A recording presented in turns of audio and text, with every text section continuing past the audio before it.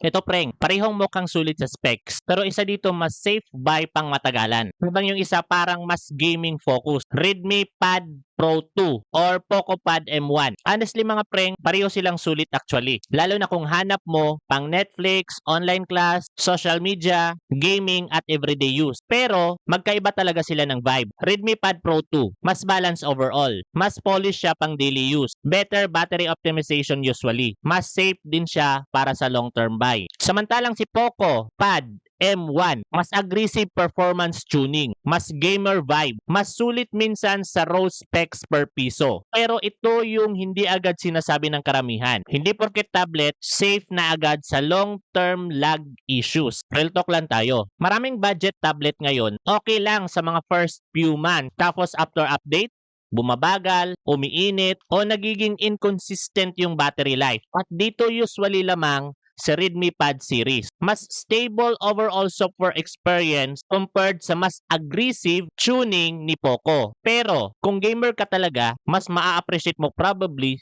si Poco Pad M1 dahil mas performance-focused tuning siya. At ito pa, pareho silang HyperOS ecosystem. So expect mo rin minsan yung mga bloatware, ads sa ibang system apps nila, at occasionally software quirk. Hindi naman talaga deal breaker for most users, pero yan yung hindi madalas sabihin ng mga reviewer. Ngayon sa camera, honestly mga preng, huwag ka masyadong mag-expect sa parehong tablet na to. Okay lang siya pang video call, documents, online meeting, kasi hindi sila camera tablet. Kaya verdict ko, daily use, studies, long-term balance, Redmi Pad Pro 2. Kung gaming naman plus specs per piso, Poco Pad M1. Kaya kung gusto nyo ng honest gadget review na hindi puro specs lang, follow mo ako preng. Kasi dito pinag-uusapan pati tunay na long-term experience and after months of use.